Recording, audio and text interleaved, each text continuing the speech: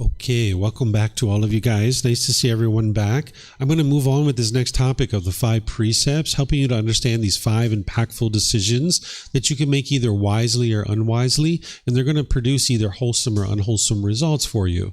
Now, oftentimes people have been taught the 5 precepts from the Buddha, and they teach no killing, no stealing, no sexual misconduct, no lying, and no intoxicants. If you've been taught that way, that's actually not the words of the Buddha. That's not the way he teaches. It sounds like black and white. Sounds like rules and commandments. That's not what he's actually teaching you. You're going to see his words here, where I'm going to teach you the 5 precepts using his actual words, and you're going to see that there's much more illuminating language than this. It really helps you to understand what he is talking about, because it's not black and white. It's not like that. He's actually helping you to awaken to the natural law of Kamma.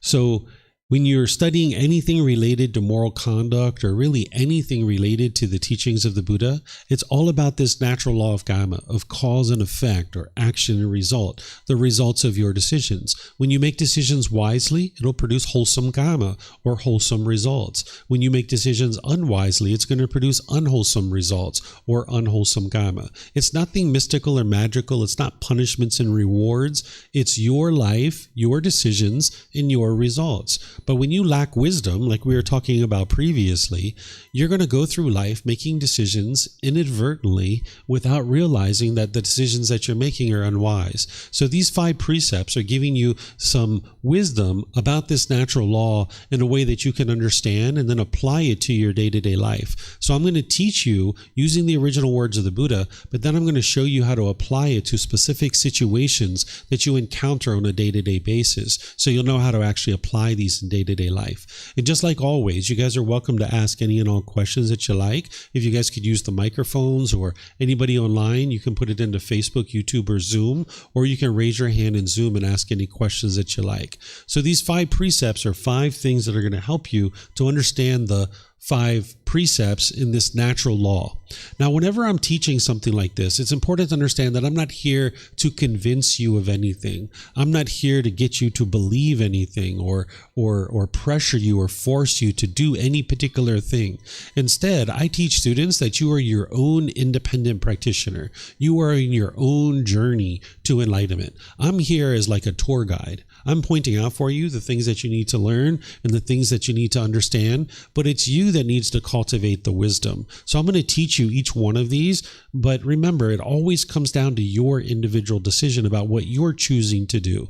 That it's not up to me to decide for you what you should or shouldn't be doing in any given situation. That's a choice for you to make. But you would like to make decisions in your life based on these natural laws, because that's what's going to produce the best results for you. So for example, this first one, here's the words of the Buddha. He says, abandoning the taking of life, refraining from taking life, without stick or sword, diligent, compassionate, trembling for the welfare of all living beings. So when you hear a teaching like this and you see a teaching like this, you need to investigate it. You need to examine it. And the first thing you might ask yourself, if you're investigating and examining this particular teaching, is you can see that he's talking to you about living beings, living compassionately for living beings. Well, the first thing you should ask yourself is, what is a living being? Don't assume that you know what a living being is, because you need to awaken to the wisdom of the teachings of the Buddha. And you can't assume that you know anything whatsoever. You need to cultivate wisdom. So the Buddha teaches you something called the 5 aggregates, where he helps you to understand what is a living being. The way that you might think about the 5 aggregates is like 5 criteria or 5 elements. These are the 5 things that determine what is a living being and what isn't a living being. He teaches you that a living being is going to have physical form. They're going to have feelings, perceptions, something called volitional formations, and a consciousness. Now, don't believe this teaching, right? You know that you're a living being. As I walk you through this, independently verify that you have these 5 things. The first one is called form. If you have physical form, then this is one criteria which makes a living being. Then the second one is feelings. pleasant feelings, painful feelings are neither painful nor pleasant. If there's feelings that are happening in the mind, this is the second criteria of what makes a living being a living being. The third one is called perceptions. What perceptions are your views and opinions about the world. A living being is going to have views and opinions about the world. The fourth one is called volitional formations. This is choices and decisions. A living being is going to make choices and decisions. They're going to have free will. And then the fifth criteria is a consciousness or the mind. So you can see you have all five of these. That's how you independently verify that what I'm sharing is true. You know you're a living being, so do you have all five of those? Yes. But then look at other living beings. A squirrel, a monkey, a fish. They have all five of these things. They have physical form, they have feelings, they have perceptions, they have certain views about the world, they look out at the world in a certain way, right? They have volitional formations, which are choices and decisions, and then they have a consciousness or a mind. So this definition of the five aggregates is held up for 2,500 years. You can take a living being and you can see it that way, but you can also take something that you know is not a living being and see if this definition helps you in that situation. So say, for example, this chair that I'm sitting in, does it have physical form? I heard yes. Yeah, it has physical form, right? Does it have feelings? Doesn't have feelings, right? Does it have perceptions? Does it have views and opinions about the world? Right? It doesn't have that. Does it have volitional formations? Can it make choices and decisions? Can it choose to pick itself up, walk down the street, and put itself somewhere else? Can't do that. And does it have a mind or a consciousness? No, doesn't have that, right? So we know that this chair is not a living being. Okay, so these are called the five aggregates or five criteria or five collections, the five elements that make a living being a living being. And this is something you can explore as part of the teachings of the Buddha and really understand these really closely. But as somebody is in the process of doing that, I give them kind of like this shorthand way of thinking about this. This isn't going to help you in terms of the natural laws, but this is going to help you in about 99.9% of the situations that a living being is going to come from an egg, a sperm, and it's going to have a consciousness. But there's some situations where a living being doesn't come from an egg, a sperm, but they all have consciousness, right? So you can maybe use this kind of like in a shorthand way, just to kind of help you get going. But ultimately, you're going to need to understand the five aggregates and learn it that way, because that's what's going to be the actual truth of the natural laws. But this will kind of be like a shorthand way.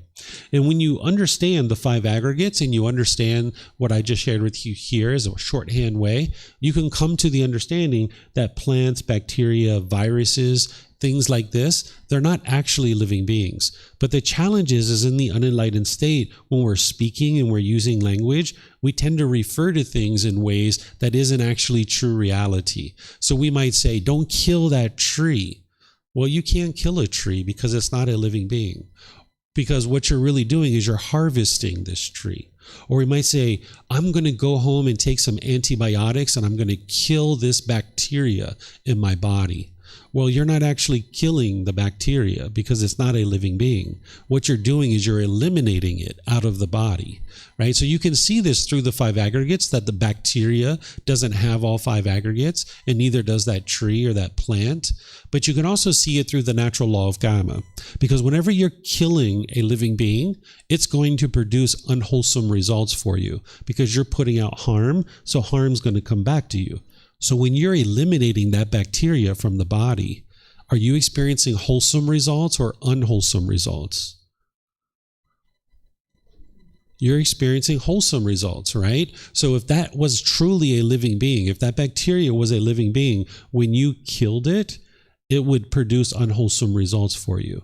But it's actually producing wholesome results by eliminating it from the body. So sometimes we use language in a way that actually isn't appropriate based on true reality. We will say, don't kill that plant. Well, we're not actually killing that broccoli. What we're doing is we're harvesting the broccoli, right? Or we're harvesting the cauliflower. We're not actually killing it because it's not a living being. So it's helpful to be able to see that. So once you understand that what the Buddha is teaching you here is to live compassionately for the welfare of all living beings, what compassion means is the concern for the misfortune of others. And he's teaching you to live compassionately, not to just free will go out into the world and just haphazardly killing beings, because anytime you cause harm, this harm is going to come back to you. So you're going to need to ask yourself and come to decisions about these types of things, is whether you would euthanize a human or an animal, whether you would terminate a pregnancy, or whether you would commit suicide or assisted someone else's suicide, or capital punishment, or war, or any government-sponsored killings and murders. These are all intentional killings, but whether somebody's actually going to do these things or not is going to be on a case-by-case basis. It's not black and white. I can actually give you examples of these where it could be wise to actually do it, but it could also be unwise based on this particular precept.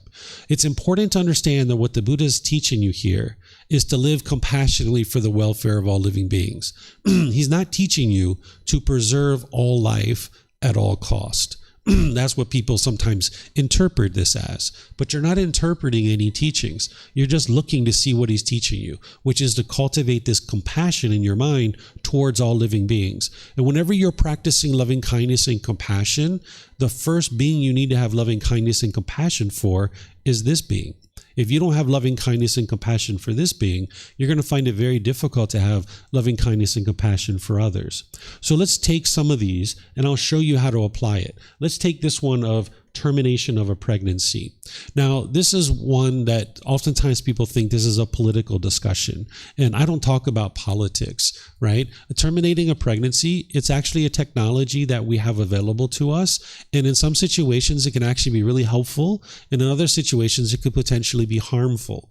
But what somebody chooses to do, it's their choice. I'm not here to tell people what they should or shouldn't be doing with their own body and what type of decisions that they should or shouldn't be making, because everybody needs to make their own decisions and feel comfortable in those choices. But what my goal is to help you see the natural law of karma so that then you can make decisions on your own that you feel comfortable with. So let me give you some examples of termination of pregnancy where it could actually be helpful and in situations where it could potentially be harmful. Let's just say I was a woman, and clearly I'm not, right? I don't have a womb in my body, but if I did, and I had a womb in my body and there was a fetus growing there, and a doctor through medical technology told me that, hey, this fetus in your womb is never going to live a viable life outside the womb. And as long as it's inside the womb, your life is at risk. You could actually die at any time based on that fetus that's in there, and it's growing in such a way that it's putting your life at risk. Well, perhaps in this situation, I might decide to terminate this pregnancy, and this is a decision that I'm choosing to make. And it's only a decision for the individual to make. It's not up to other people to decide for you what you should or shouldn't be doing. You need to feel comfortable with your own decision. So in that situation, I'm living compassionately for the welfare of all living beings, because I need to live compassionately for this living being who I am. But now let's just say in another situation, let's just say that I was very sexually promiscuous and I was having lots of sex and I was regularly getting pregnant. And let's just say 3, 4, 5, 6, 8 times I'm getting pregnant, and each time I'm terminating the pregnancy. Well, when this is occurring, it's causing harm to my physical body, because each time I do that medical procedure, the doctor has to go in and do this evasive procedure, and it's causing harm to this physical body. So now, as a result of me using termination of a pregnancy, of terminating this baby's life, it's putting my life at risk, because now I'm making the unwise decision to constantly kill these individual beings 3, 4, 5, 8, 10 different times. So in this situation, it would be potentially unwise to actually terminate a pregnancy so many frequent times. Where the first example I gave you is kind of like a once in a lifetime kind of thing, where someone might have a fetus growing inside the body that is putting their life at risk, right? So once again, whatever somebody chooses to do in their life, it's up to them. It's not up to me to tell you what you should or shouldn't be doing. In fact, if a student came to me and asked me for advice and they said, David, should I terminate my pregnancy? I wouldn't say yes or no. I wouldn't even give them that advice. I would say, well, if you terminate the pregnancy, here's what you'll experience. And if you don't terminate the pregnancy, here's what you'll experience. And then it's up to that person to make decisions for themselves. So this is an example that you can see where it could potentially be wise in some situations, or it could be unwise in other situations. Each situation's a bit different. Let's take some other ones here. Let's take war, okay? For a government, they can sometimes tell their citizens, they can say, hey, go over there and kill those people. We want you to kill those people. And if you kill those people, we're not going to arrest you for murder. We're not going to put you in jail. But if you come back here and you kill people on our land, we're going to put you in jail for murder, right? So this is a human law, and human laws are imperfect. They're not going to be administered and created and enforced equally amongst all people. And it's always wonderful that we aspire for them to be created and administered and enforced more and more equitably and equally among all beings. But because human beings are involved, we already know that there's going to be mistakes because human beings are prone to error. So we're going to create errors in these situations, and it's not going to always be fair. So a government, which is a human body, a human organization, can say, hey, go kill those people, and we're not going to prosecute you for murder. But if you kill people here, we'll prosecute you for murder. The natural law of Kamma doesn't function that way. The natural law of Kamma is functioning at a much higher level, that if you go off to war, you can't escape the results of those decisions. So if I went off to war, I'm very likely to be killed myself. That's the results of my decisions. Or I could be injured, where maybe I have an amputation or a brain injury or something like this. Sometimes when soldiers come back from war, they oftentimes have a difficult time reintegrating into society. They can have alcoholism or drug addiction. Oftentimes they commit suicide. This is the challenges that one will experience of having gone off to war and killed. Now they can experience the results of that through the natural law of Kamma. They can't escape the results of those decisions. So while a government could tell us, go over there and kill those people, and we're not going to prosecute you for murder, we can't run and hide from the natural law of Kamma. We're still going to experience the results of that. And that's why we can very likely be killed or injured ourselves, because as long as we're putting out harm, harm will come back to us. So whether someone chooses to go off to a war or not, again, it's a choice for them to make. But you need to be able to make that choice with full information and be fully informed about this natural law of Kamma, that there are effects that you're going to experience as a result. Let me give you some other examples that aren't necessarily up here. Let's just say that my house, and one time this is actually true, say my house was infested with termites. We actually had a termite infestation at our house at one point, and I'm sure other people have that experience too. Well, when these termites are coming and eating your house, if you just let them eat your house and deteriorate your house, you're not living compassionately for the welfare of all living beings, because if they eat this house enough, I'm going to be out of the house. My family, my wife, my son, we're not going to have a place to stay. We can't just donate our house to having it be food for these insects, right? So we're going to need to eradicate these insects. So living compassionately for the welfare of all living beings in this situation was getting online, researching, is there a way to eliminate termites without killing them? And we might do some research and we might try to figure this out. Is there a way to eradicate termites without killing them? And what you might come back with, which is what we did, is at this particular point in time in history, there is no way to eradicate termites from your house without killing them. So my wife ended up calling a company to come, and they put food around the house down into the ground, which they ate this food and took it back to their colony, and it was poison, and they died, and so did all the other termites. And this is the unfortunate part of being an insect or being in the animal realm. Animals don't have the consciousness to understand that, hey, we eat trees and we eat wood, and we can go out to the forest and we can eat wood and we won't be harming anybody and we'll be just fine. They don't have that level of consciousness. As a human being, if we ate wood, that's what we would do. We would go out to the forest where we're not causing harm to anybody. But these insects don't have that same level of consciousness, so they were causing harm. They were causing harm by eating someone's house, and now harm came to them, that they ended up dying because of this harm that they were causing. So in this situation, we were completely comfortable knowing that we were practicing this precept, that we were living compassionately for the welfare of all living beings. And that's why we did that research up front, to be able to see, is there a way to get rid of these termites without actually killing them? And when we realized that there was no way to do that, then we understood that, okay, this harm that they're causing, this harm is now coming back to them. So the same thing, like let's just say you had a human being break into your house. Maybe you're upstairs in your house sleeping at 3 a.m. in the morning, and someone breaks in through the window of your house, and they're crawling in through the window of your house, and you hear this broken glass in the window. Well, I can assure you that this person is not bringing you chocolate and flowers, right? At 3 a.m. in the morning, breaking into your house, they're not bringing you chocolate and flowers. They're there to do harm, right? So what I would suggest somebody to do in that situation, if they could, is just get out of the house, right? Because if they want to break something, if they want to steal something, let them do it. Leave the house, go to a neighbor's house, what have you, call the police. They're the ones who have the training, the skills, the equipment to come and deal with the situation. But in all situations, you're not going to be able to get out of the house.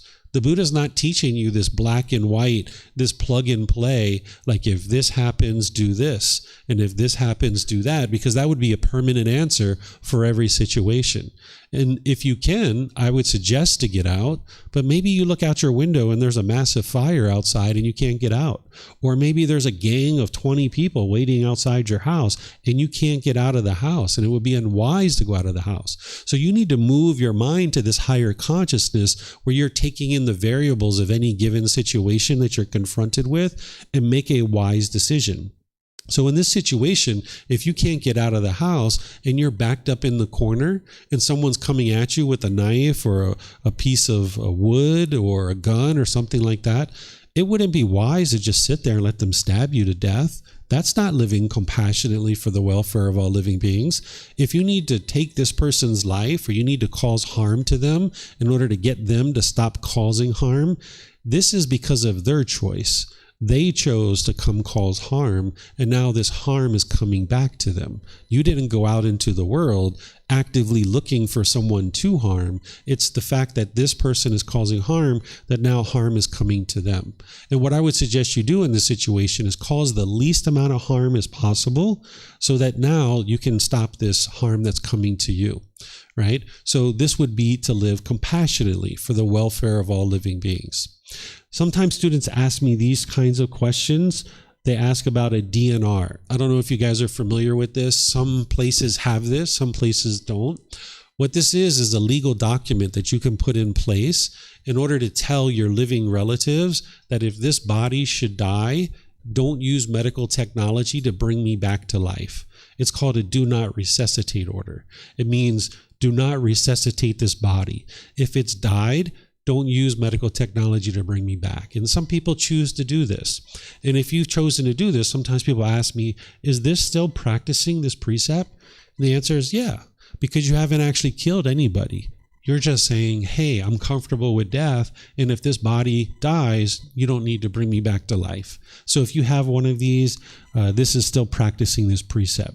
We just talked about defense and protection, right? With the person breaking into your house, you can protect this being. You don't need to just sit there and let them stab you. That's not what this says. It doesn't say preserve all life at all costs. The Buddha is teaching you to eliminate craving, anger, and ignorance. If you went out into the world with a craving to kill and you were angry and hostile and bitter, and now you have this ignorance, not realizing by actively killing people, harm is going to come to you. When you're making decisions through craving, anger, and ignorance, it's going to produce unwholesome results. But you just staying in your house, sleeping, being woken up at 3 a.m. in the morning, you don't have any craving, anger, and ignorance. You're just trying to protect this body. That's all you're trying to do. So when this person's coming at you with harm, you're trying to stop that harm. So that's the difference here, is that you're not operating through craving, anger, and ignorance. You're just practicing compassion for this being. And when you practice the good, wholesome qualities of mind, you're not going to produce unwholesome results. It's only when you're practicing unwholesome qualities of mind that you're going to be experiencing unwholesome results. So if you actively walk down the street stomping on ants and stomping on cockroaches and crickets and grasshoppers, you have a certain amount of craving, anger, and ignorance in your mind to go out there and actively kill. Whereas if you're just trying to eradicate termites from your home, where you're not asking these to happen, you're not going out with craving, anger, and ignorance, you're just choosing to eradicate these beings from your home, then you're operating through compassion for yourself and the other beings in the home. And that's why it's producing wholesome results for yourself. Then sometimes people will ask me about eating plant-based food or becoming vegan. This is something that some people choose to do on this path. It's actually really helpful if you do decide to eat plant-based food, but whether you choose to do that or not, again, it's a choice for you to make. It's not up to me to tell you what you should or shouldn't do. But what you're going to notice is if you do move to a plant-based food supply, there's going to be more health in the body. Because when you're eating meat, you're not just eating the animal's flesh, you're eating drugs and hormones and toxins that people put into the meat, because farmers nowadays are putting hormones into the meat, into the animals, in order to grow them faster, to be able to make more profit. And then even wild animals, they're absorbing from our environment all kinds of drugs and toxins. They've actually taken wild fish out of clear streams in places like the USA, and they tested the animal flesh, and they found over 90 different substances in the flesh of the animal. And it's a wild animal, it's a fish. And they found cocaine, they found antidepressants, they found other things like this that weren't supposed to be there. But because us humans have put this down into the water table, the fish have absorbed that into their flesh. And now when you're eating that fish, you're eating those drugs and hormones and toxins that the animal has absorbed into their meat. So when you get rid of animal products in your food supply, you're going to notice more health in the body and more health in the mind. But should you ever choose to do that, is a choice for you to make. At one time, humans used to be plant-based eaters. When we first started, humans ate all plants. That's the reason why our teeth are structured the way that they are. If you look at animals that eat meat, they have really sharp, jagged teeth that are cutting and ripping and tearing teeth, because they eat meat and they need to be able to do that. When we first came into the world, we actually lived in the forest, and we used to eat plants. And that's why our teeth are structured the way that they are. But eventually we became so populous that the plants weren't enough for us. So we started becoming scavengers. We would see lions and tigers killing animals. And then once they killed the animal, we would get together as a group and we would chase them away, and we would take over their hunt, and we would start eating their animals that they had killed. But that wasn't enough meat for us. So then we started doing organized hunting. We started coming together and figuring out how to hunt ourselves and kill animals ourselves, and then eat the animal flesh. And then that wasn't enough for us. So then we figured out how to do manufactured farming, where now we manufacture animals and now we use them for food supply that way. And this is the reason why our teeth are structured the way that they are, because if you look at a horse or a cow or something like this, they have very similar teeth as us, that they're more flat because they eat grains, they eat grass and things of this nature. So again, whether you ever choose to eat plant-based food supply is up to you. It's a choice for you to make. If you do decide to move to a plant-based food supply, you're going to see more health in the body and the mind. And I would recommend that you do this gradually and slowly rather than trying to do it abruptly, because your body and your mind is going to need time to gradually adjust if you're choosing to make this change in your life. So do you guys have any questions on this first precept? Anything you'd like to ask? Yes, ma'am.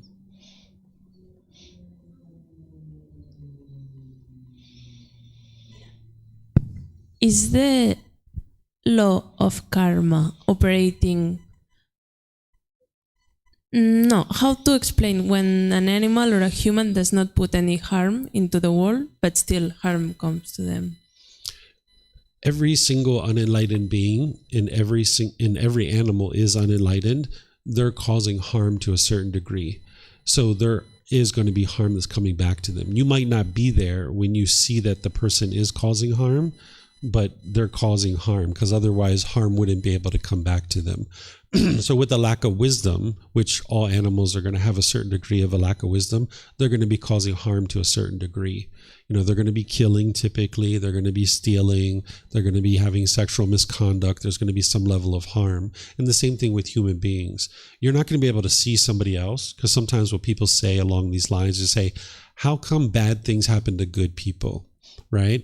Well, that person that you're thinking is good, you're not with them 100% of the time, and you're not seeing all the decisions that they're making, and you're not seeing the results of what they're experiencing. So it's impossible for any harm to come back to you if you're not causing harm. And when we talk about harm, it's important to understand that an enlightened being, they're not experiencing any unwholesome results, but they will still experience sickness, aging, death, loss, and destruction. These are the unobtainable things. So even as an enlightened being, you're going to experience sickness, you're going to experience aging, you're going to experience death, and you're going to experience loss. Like there's certain things that you're going to lose, certain material possessions. You're going to experience destruction of certain material possessions, because this is the natural laws. This is the universal truth of impermanence, that no matter how enlightened you are, you're going to still experience those things. But when you're experiencing those things as an enlightened being, your mind's completely peaceful and joyful. You're not experiencing discontentedness. As an unenlightened being, you're going to be experiencing discontentedness when those things are occurring. But an enlightened being isn't going to be experiencing like a government, sending them a letter and saying you owe us, $10,000. They would have extinguished all their unwholesome kamma by the time they get to enlightenment, that they're not experiencing unwholesome results. But when people hear me say that, sometimes they think that an enlightened being is always going to be experiencing what they want to experience. So saying that you won't be experiencing any unwholesome results, what people tend to hear is everything's going to go my way. That's not the way that an enlightened being is experiencing life. That things are still going to be happening opposite of what you would prefer to happen, but your mind is going to be completely peaceful and joyful in that situation. So for example, I would prefer that my son get his homework done by 3 p.m. each day. He does homeschooling. I would prefer that he does his school work every day at 3 p.m., before 3 p.m. But there's some days where he just doesn't get it done. Right? That's his choice. But I'm not angry at that. I'm not frustrated. I'm not irritated or annoyed. That's his decision of what he chooses to do. And then he experiences certain consequences as a result. So when you go through life as an enlightened being, you're still going to be experiencing certain things that you would prefer not to occur, but your mind isn't going to be, angry or frustrated or discontent because of it. But everybody who's experiencing any kind of unwholesome results, it's because they've caused harm. And you might not have been there when they caused that harm, but they're experiencing the results of that because they caused harm at some point. Okay, so let's go on to the next one. The next one is the second precept. This one is titled here, or is described with the words of the Buddha as abandoning the taking of what is not given, living purely, accepting what is given, awaiting what is given, without stealing. Okay, so there's multiple aspects here of what the Buddha is teaching you. The first part is, yes, don't steal. Right? It's unwise to steal. And this is because it causes harm to other people.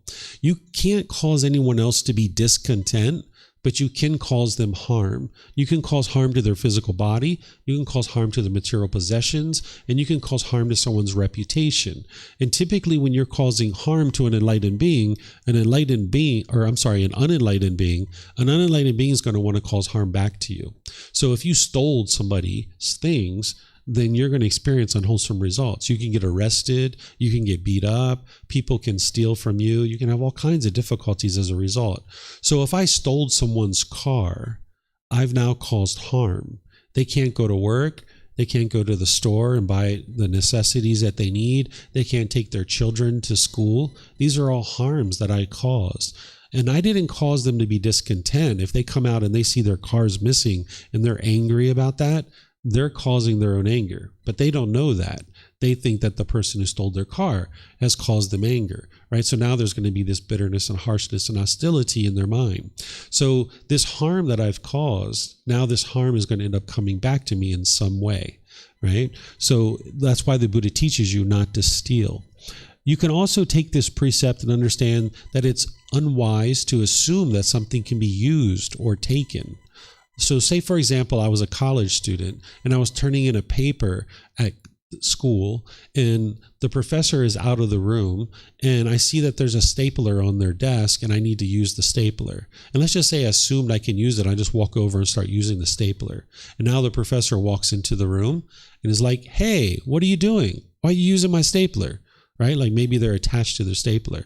And then now they're angry and they're frustrated at me because they're thinking that I'm the one who's causing their anger, when in reality, it's their own mind causing that anger. But I've done something unwise. I've assumed that I can use this. I've just taken something, even though I wasn't given to me, right? I was not awaiting what is given. Instead, I took this thing without actually knowing whether or not I could actually use it. So now the person got angry, and now this professor fails me, right? Maybe they fail me on the paper, or maybe they fail me in the entire class. This is my unwholesome kamma, my unwholesome results of having not understood this wise natural law here, that it's unwise to assume that you can take something. So a better thing to do would have been wait for the professor to come back in the room and just say, hey, do you mind if I use your stapler? And if they say, no, you can't use it. Okay, no worries. And now I just go find one somewhere else, right? Maybe another professor has one, or maybe I go to the store and buy one. I don't need to assume that this is something that I can use, right? But now remember that the Buddha is teaching you here. He's not teaching you black and white. He's not teaching you a decision tree that if this happens, do that. And if this happens, do that. Because that would be like a permanent answer for every single thing. He's teaching you to move to this higher consciousness where you can take in the variables and you can make a decision in any given situation. Because if I was out in my village and I saw my neighbor was doing some yard work and they cut themselves and they were bleeding profusely out of their arm and they're about to die if this blood doesn't stop, if their arm doesn't stop bleeding.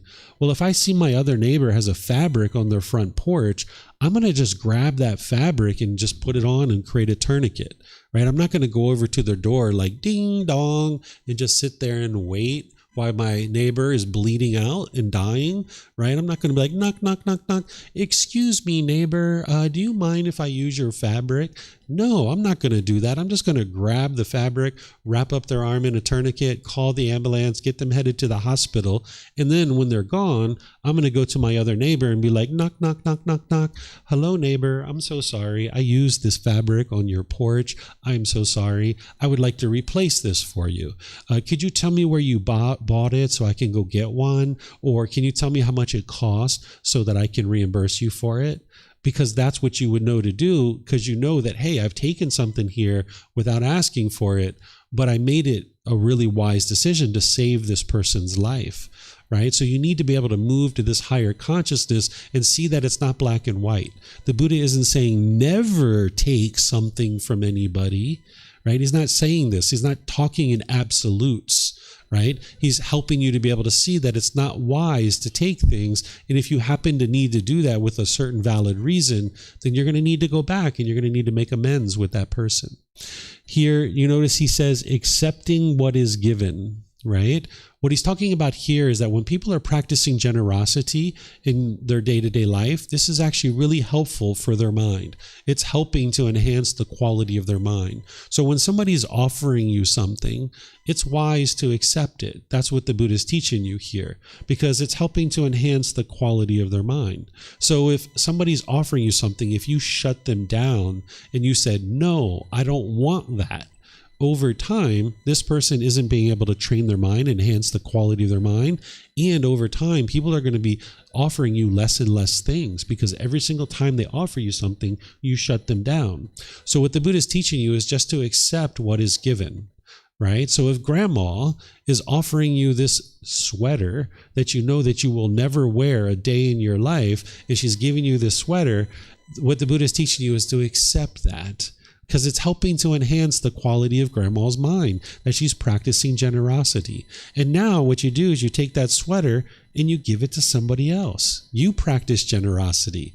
And if grandma gets mad at that, grandma's causing her own anger because she had an expectation that you would wear the sweater, right? So now this sweater goes through 6, 8, 10 different hands, and eventually that 10th person looks at the sweater and is like, that is the most beautiful sweater I have ever seen.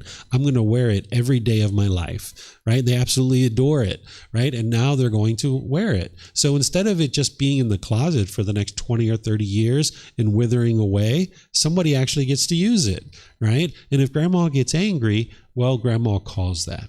But again, this isn't black or white. Because if someone offered you heroin or crystal methamphetamine, are you going to accept what is given? No, you're not going to accept that, right? So this is where you got to move to your higher consciousness, and you got to think through what's the decision that would be wisest here in this given situation. So the Buddha's not teaching you black and white. He's helping you to see the natural laws, and then you need to be able to navigate that wisely.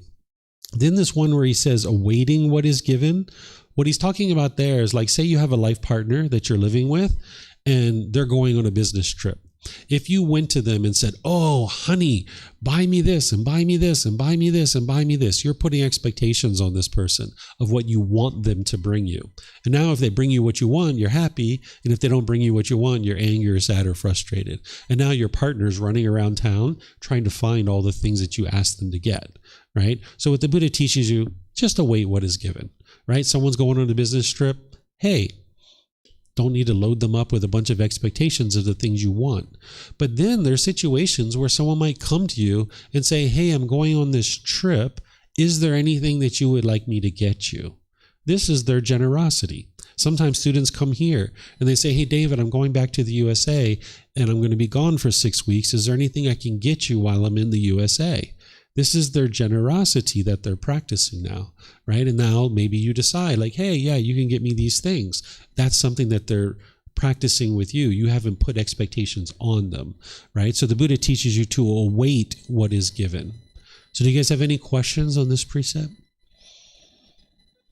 No questions? Okay.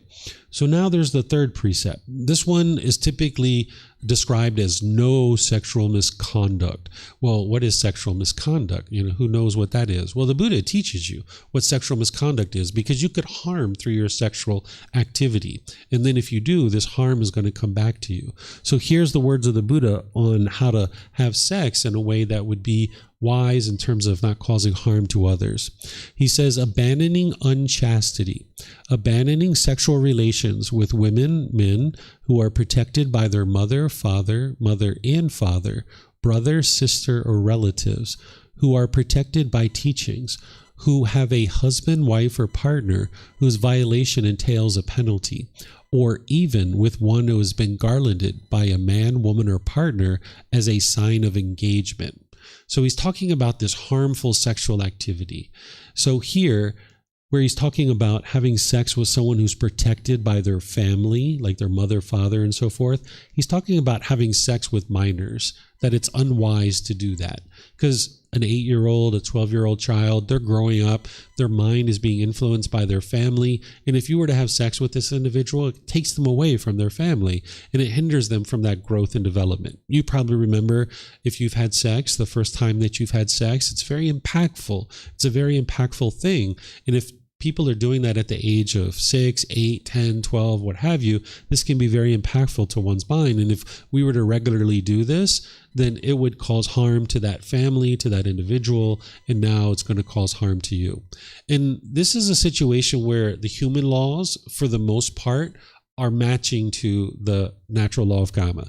In most places in the world, it is illegal to have sex with minors, but there's actually some places in the world where it's not illegal to have sex with minors. But if you look at those places, they're having a very difficult time in their society. Their government, their economy, and all these kinds of things are really struggling and having difficulties. So because people are having sex at such a young age, and it's a regular, pervasive thing that is happening, the society is not really developing and maturing in a way that would be beneficial for everybody that's living there.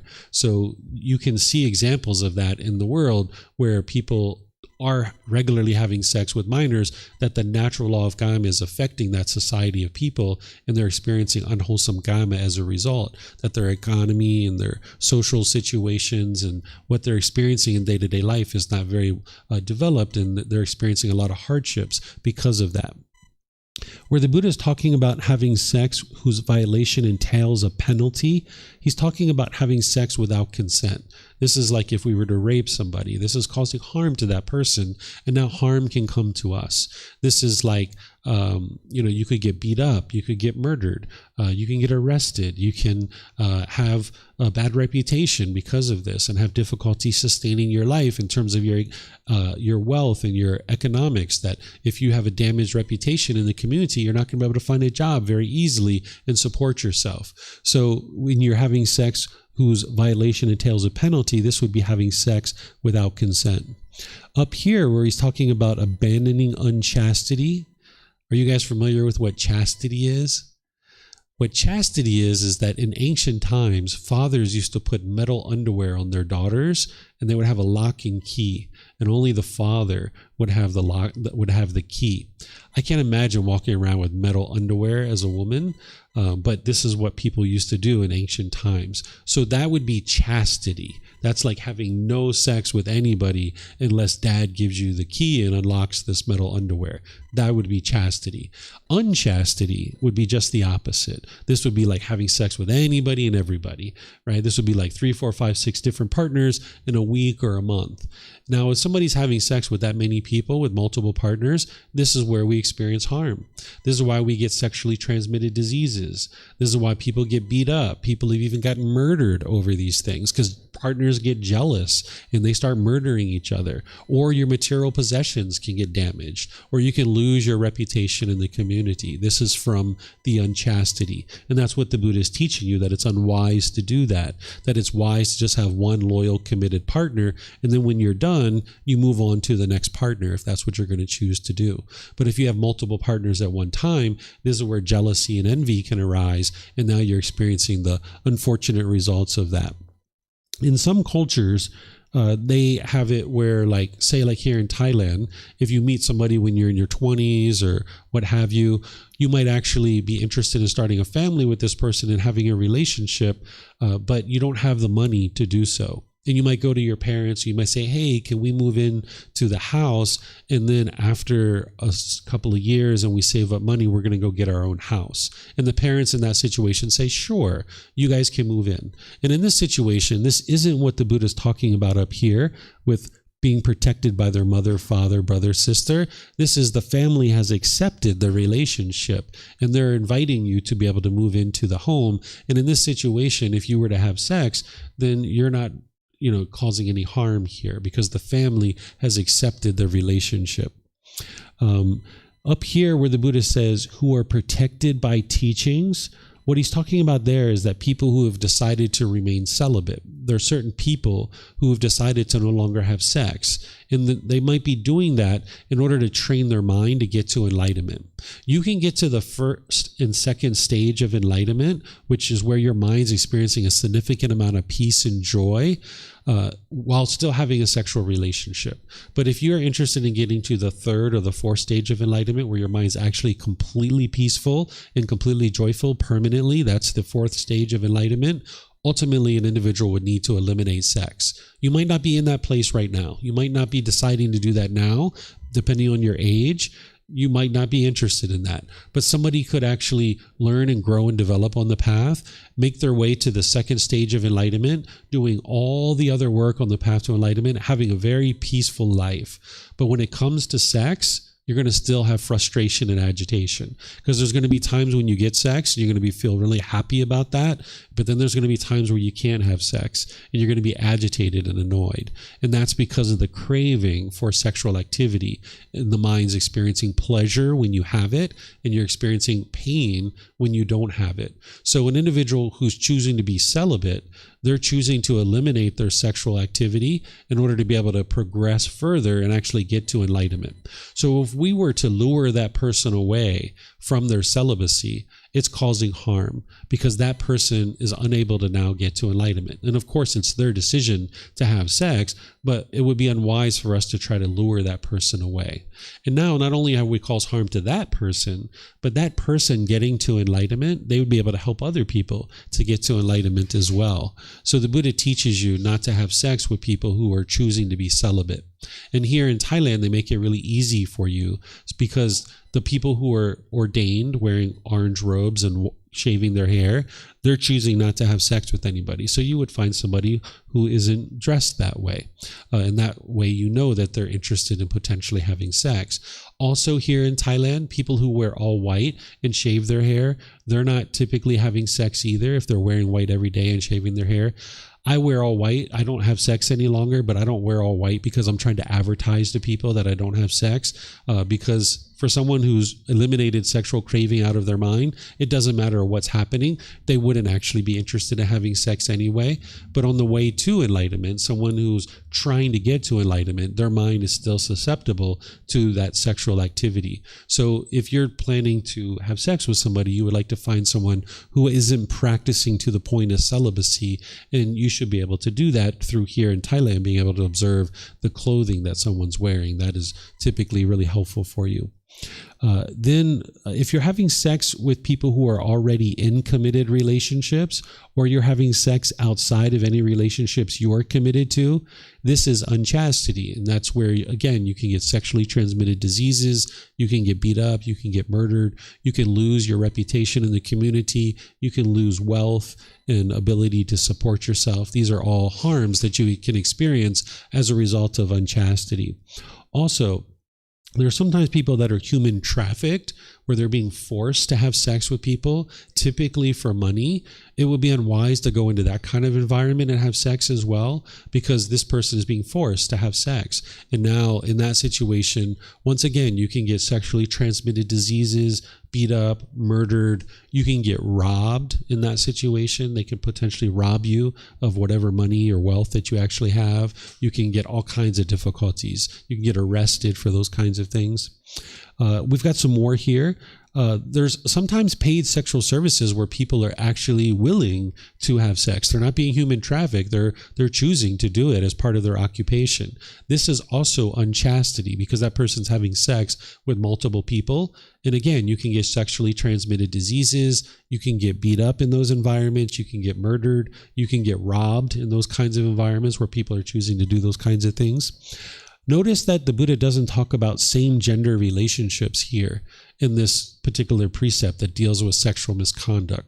The reason why is because there's no harm with people who have same-gender relationships. You know, there's never been a time in human history where every man had sex with a woman and every woman had sex with a man. It's just never happened. That would be the permanence. We understand the universal truth of impermanence, that things are constantly changing and that not every man and every woman is going to be interested in having sex with someone of the opposite gender. So if you prefer same gender relationships and that's what you're choosing to have, then there's no harm in that. There isn't any harm, but other people might get angry, right? Because they're having craving. They crave for every man and every woman to have sex with someone of the opposite gender. And when their cravings aren't getting fulfilled, their anger is arising. And where that's coming from is their ignorance. They don't understand the universal truth of impermanence. So if you have same gender relationships or you know someone who does, it's completely normal. It's not causing any harm. And this is how wise the Buddha was, that he understood this 2,500 years ago, because he was aware that people had same-gender relationships, because he essentially talks about it in his teachings, but he doesn't say anything in terms of a teaching. He's just actually observing that it's happening. And he just tells his ordained practitioners that this is something that occurs, but he doesn't teach that it's wise or unwise, because he understands that two loyal, loving, consenting adults choosing to have sex, they're not causing harm to anybody at all. So if you have same-gender relationships, you're completely normal. This has been going on since the beginning of human history, and it's not actually causing any harm. But just understand that other people might have a craving, and their anger might arise, and this is coming from their lack of wisdom or their unknowing of true reality. So This is how wise the Buddha was, that 2,500 years ago, he understood this, where today we have people that might not understand this. So same-gender relationships are completely normal, and we can understand it through the natural laws that the Buddha taught. Same thing with transgender individuals. We can actually understand this through the natural laws too. If we understand that the body is one thing and the mind is something completely different, it's impossible for every mind to come into a body and identify as the same gender as the body. So the body could have male sexual organs, but the mind can identify as a female, for example. Or the body could have female sexual organs and the mind can identify as a male. And this is the universal truth of impermanence, that if every single mind identified in the same way as the physical body, that would be permanence, and we understand the universal truth of impermanence. We can also understand it through the cycle of rebirth, that if people have been multiple beings in the past, and now in this life, this mind has come into a certain body, it could be in the past, maybe as it was being different beings, it could have been male, male, male, male, male, male, male, male, and now that mind has ended up in a female body with female sexual organs, but the mind is still identifying as a male. And the same thing can happen. It could be female, female, female, female, female, and now that mind ends up in a male human body, and this is why an individual identifies as being a female when the body is actually having male sexual organs. So this is completely normal, and we can understand it through the cycle of rebirth and the universal truth of impermanence. So if you or someone you know is a transgender individual, completely normal, not causing any harm to anybody.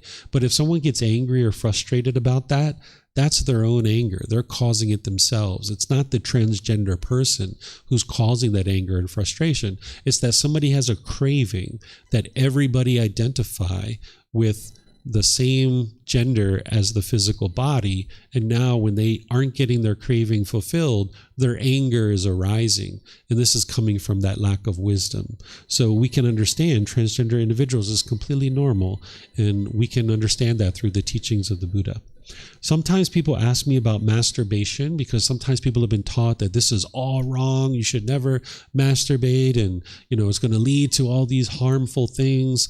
Well, I'm going to share with you situations where masturbation can actually be helpful, and I'm going to share with you situations where it could actually be harmful, right? It really just depends on how you're using it. The ultimate goal is to eliminate sensual desire, where the mind is longing, yearning, and you can only have pleasant feelings if certain criteria are being met. So if you're using masturbation to actually reduce your sensual desire, this can actually be really helpful. There can actually be a way to use masturbation that would actually be helpful for you.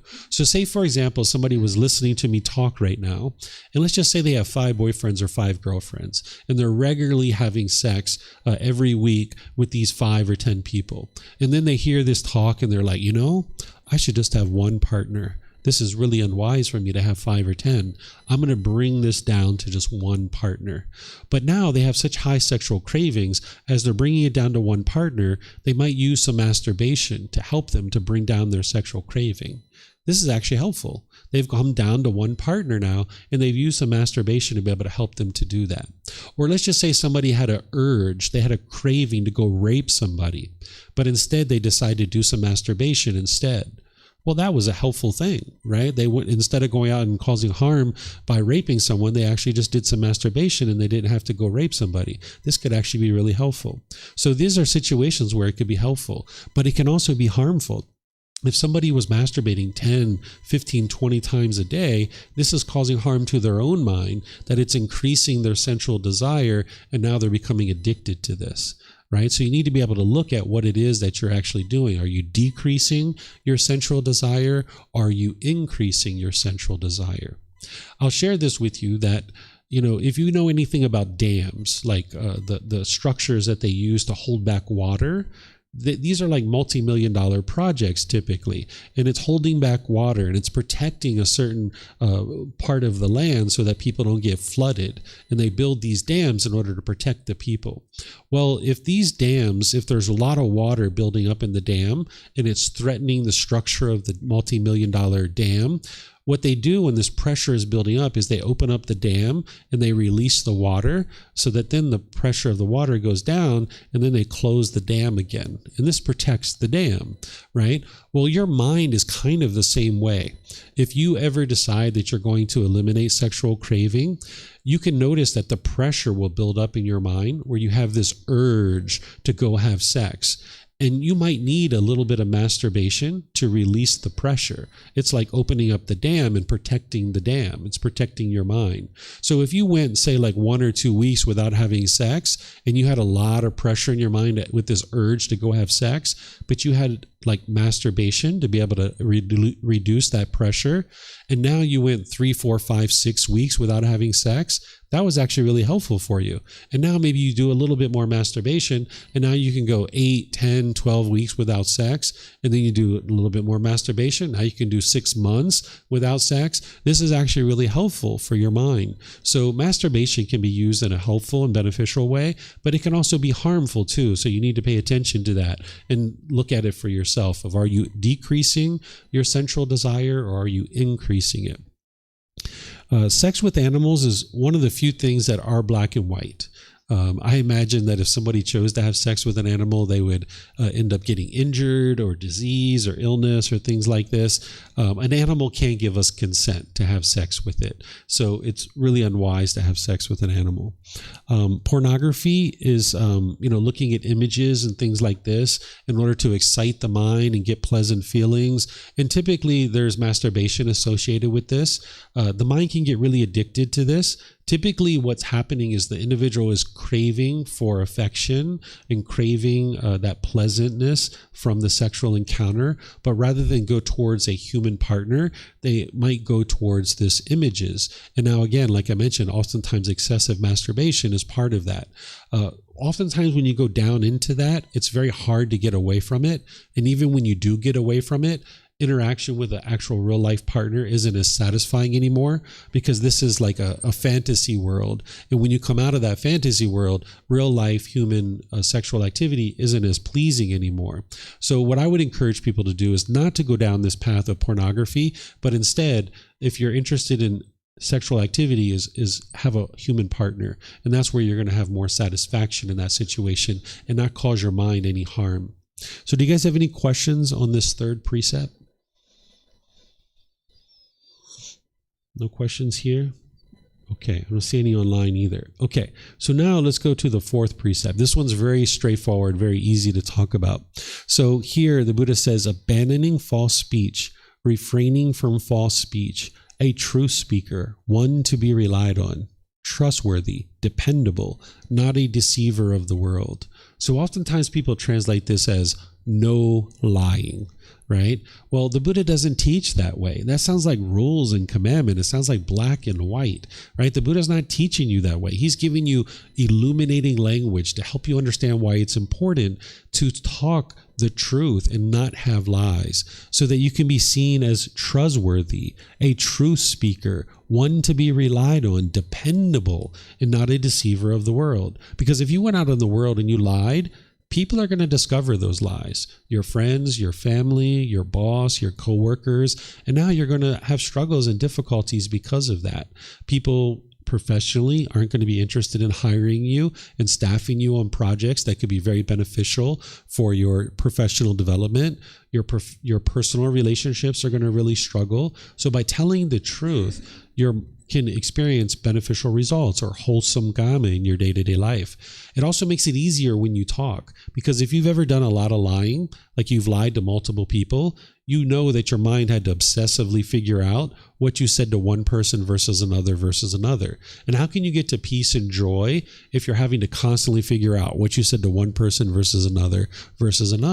So you would like to just speak the truth all the time. It's so easy because now you just speak the truth. You're not having to figure out what you said from one person to the other. So that's what the Buddha is teaching you here. So it can put your mind at ease, and you can just always speak the truth and experience wholesome results in your relationships. The Buddha understood this so well that I put this other teaching in here where he's talking about telling a joke. And he says, even when he tells jokes, he doesn't tell a lie. right? Now, might not associate a Buddha with someone who tells jokes, because usually when you see the Buddha in these pictures, he's like looking all solemn and serious because he's in meditation, right?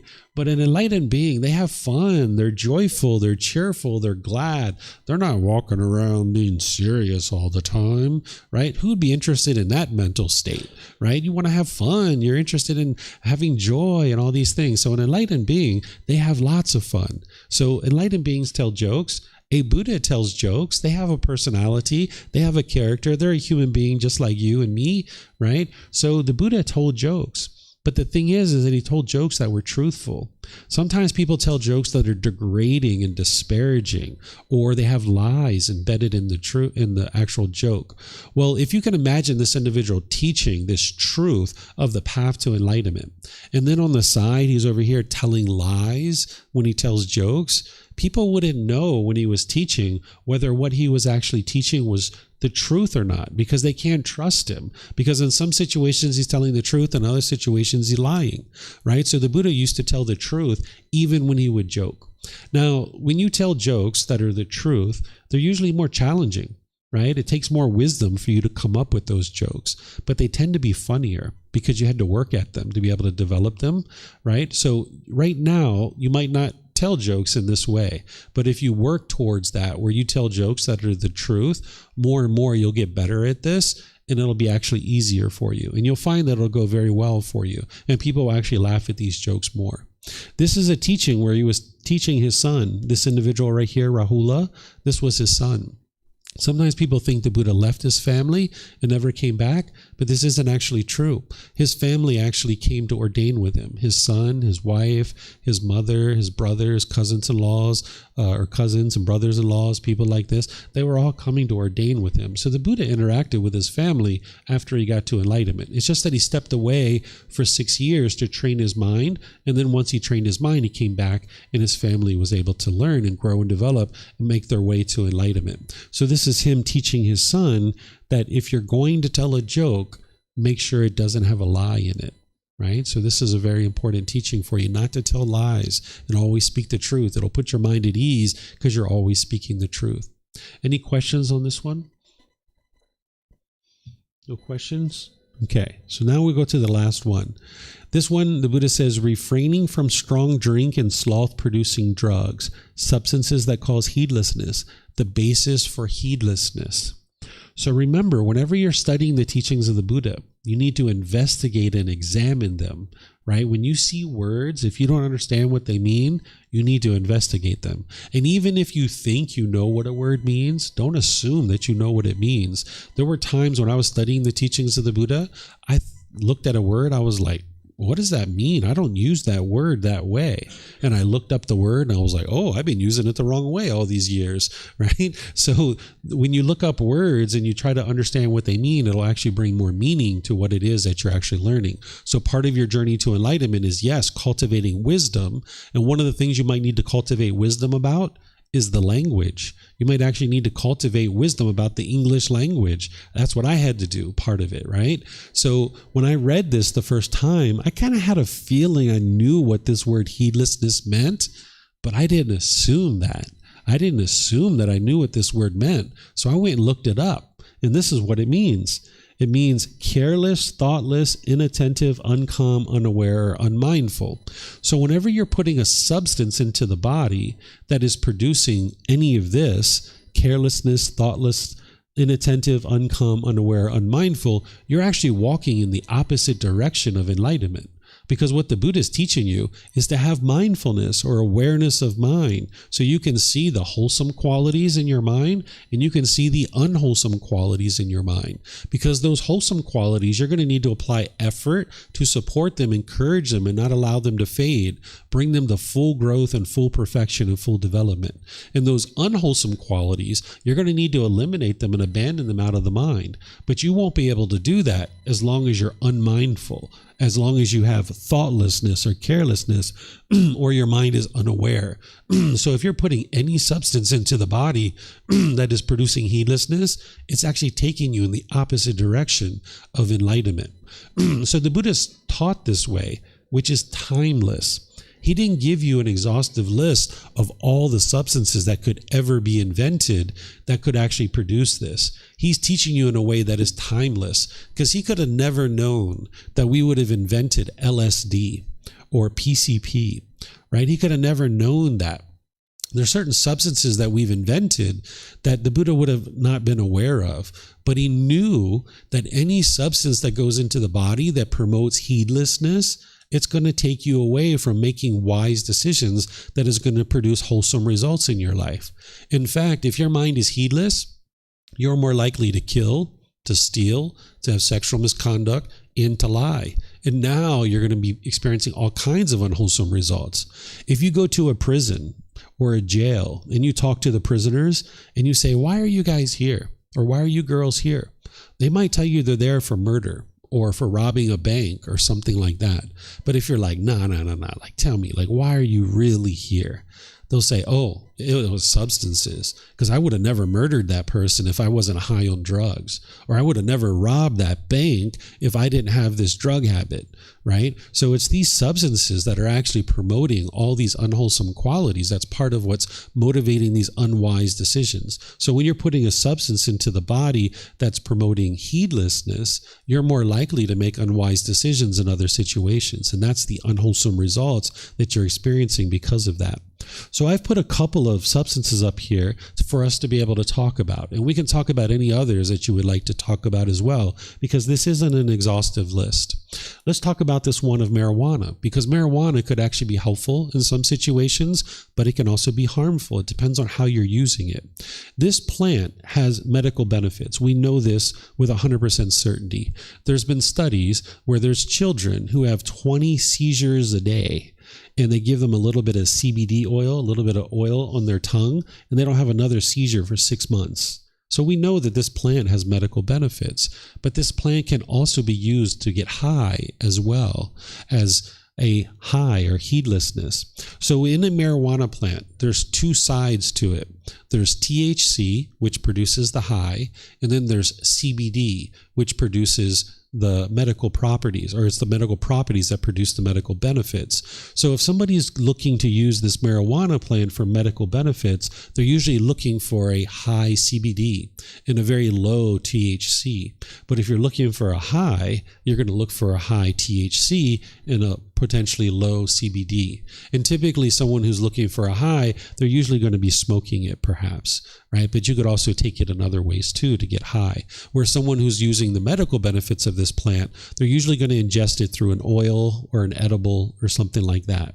So you need to look at what is it that you are using this plant for. And if you're using this plant for stress or anxiety or something like that, that's not a medical benefit. That's not a medical purpose. The stress and anxiety isn't being caused by anything other than craving, desire, attachment, the longing, the yearning, the wanting things to be a certain way. And there's no amount of marijuana that's going to fix your stress or your anxiety. If you eliminate your craving, desire, attachment, that's what's going to fix your stress or anxiety. So just covering it up with the marijuana plant isn't actually going to solve it. So you need to be able to look for yourself and determine for yourself, if you're going to use this plant, what are you using it for? And if you're using it with a high CBD and maybe an oil or edible, this is what you're looking for, maybe the medical benefits. So each individual needs to look at that for themselves. There's things like cigarettes that we've learned more and more don't have any medical benefit. That's not even the reason why people started smoking to begin with. More and more people are learning that smoking is unwise. Smoking cigarettes is causing harm to the physical body. You can also cause harm through secondhand smoke by people breathing in the smoke that you're making with the cigarettes. And more people are learning that. And that's why less and less people in the world are smoking. So if someone was smoking, I would recommend that you move away from that gradually, slowly but surely. If you're smoking 20 cigarettes a day, go down to 18 for like a week or two. Then go down to 15 for like a week or two. Then go down to 12 for like a week or two. Just gradually phase it out like this. And this will be a more sustainable change for you, because it's causing harm to your body and it's causing harm to people around you. It also costs a lot of money to be able to smoke. So getting rid of that would be a really helpful thing for people. You're going to need to pay attention to your prescription medications. Because there's some prescription medications that can actually be addictive. If a doctor is prescribing you a medicine, we live in the information age that you should be able to get online and you should research that medication. You're not interested in putting things into this body without you having the understanding of what this substance is and what it's going to do for you. So if you look online and you realize that this particular medication the doctor is prescribing is addictive, that's good information for you to have. Now you can go to your doctor and you can say, hey, doctor, is there another medication that you can give me besides this one? And there may be an option for you, and you can take that medication. But in some rare situations, they might say, no, that's the only medication that you can take for this particular situation. Well, now if you're armed with that information, you know, like, hey, let's take this medicine for what I need it for and get off of it as soon as possible so that you don't get addicted to it. So looking at your prescription medicines are going to be really helpful for you to ensure that you can practice this precept closely. You might even decide to look at your caffeine intake. Caffeine is a stimulant. It's producing a bit of a high in the mind. It's taking you up into this excited state, not like a cocaine or heroin or something like that, but it's lifting the mind up into this energetic state. And then after the caffeine is gone, you might drop off into the bottom part of that. By the time you get to enlightenment, you'll have sustainable energy all day long. An enlightened being, their mind is uplifted, bright, and radiant all throughout the day. They can sustain their energy all day long. But if you turn to something like caffeine that lifts your mind up, you're never giving the mind the ability to build its own energy, because your mind's being lifted up by this stimulant and then it's dropping off, and it's lifting up and it's dropping off. But if you get rid of the caffeine, you can build sustainable energy in your mind where you're energetic all day long. But you're not going to be able to do that if you ingest caffeine.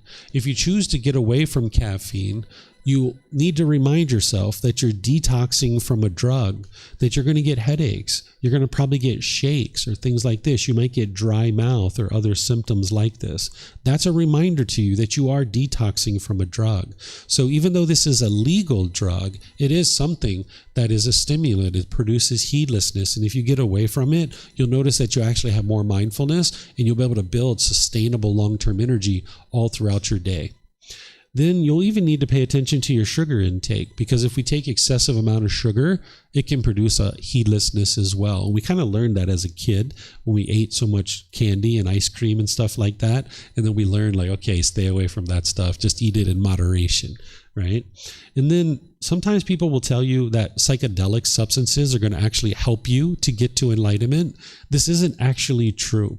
Psychedelic substances do promote this introspection and this ability to look inward, and it kind of mimics a little bit about what you need in order to be able to get to enlightenment. Because in order to get to enlightenment, you're going to need to have some introspection. You're going to need to be able to look inward, but you're going to need that all throughout your day. If you can only be introspective when you take this substance, then you're not going to be able to have the qualities that you need to be able to develop your mind over the consistent long-term period that you're going to need to develop your mind to get to enlightenment. Because if you were on your phone to your mom and you were needing to be introspective to be able to have this conversation with her, you can't be like, hey mom, I need to go take this drop of acid. I need to go take this magic mushroom. I'm going to be right back. Let me go drop this real quick. Let me get this psychedelic mushroom going, and I'll be right back to talk to you 1 second. Right? You can't do that. Or if you're in the middle of a conversation with your boss, right, and you need to be introspective in order to have this conversation, you can't go take some psychedelic substance to do that. You're going to need to be introspective in that moment. So if you develop this ability to be introspective at all times during your day, that's going to be able to help you cultivate your mind over the long term that you need to be able to get to enlightenment. So people sometimes tell themselves that psychedelic substances are helping them to get to enlightenment, when in reality it's actually hindering them, because their mind never gets the opportunity to build that introspection on a continuous, ongoing basis. It's kind of like if you were to go shopping and you were looking at stores and you were doing window shopping and you saw this beautiful handbag inside the store and you really were interested in going in and touching it and feeling it and purchasing it, but you can't because you're chained down to the sidewalk. This is essentially what psychedelic substances are like, is that it kind of mimics, and you can kind of see a little bit about what being introspective and what this mental state might be, but you can't ever really touch it and feel it and acquire it because this psychedelic substance is hindering you from being able to cultivate your mind in that way. So this is the fifth precept, and just some substances that I'm talking about here, but we could really apply this to any number of substances. I'm just giving you a few to think about and talk about. So do you guys have any questions on this one? No questions? I don't see any online either. Okay. So we've gotten to the end of this talk, which now it's 12:20, and I'm planning to share with you guys walking meditation this afternoon. Walking meditation only takes me about 10 minutes to teach it to you, maybe 15 at the very most. And then we're going to actually do it for about 20 minutes or so to give you guys an opportunity to practice it. And then we'll talk about it afterwards and see what questions you guys have. So we actually don't need to be back until 2 o'clock, even though we normally come back at 1:30. I'm going to give you guys a full hour and a half. In fact, it's an hour and 40 minutes to be able to go have lunch. So if you'd like to come back at 2 o'clock, I'm going to teach you walking meditation. This is really helpful if you have an overactive mind, if you find it very challenging to sit and be still. The walking meditation is really helpful for you. And it's also helpful if you're noticing you're falling asleep during your meditation. This can help you while you're doing walking meditation. So if you like to enjoy your lunch and then come back at 2 o'clock, I'll start teaching at 2 o'clock. So have an enjoyable afternoon, enjoy your lunch, and perhaps I'll see you afterwards, okay? So take care and be well. Thank you for your interest to learn. We'll see you next time.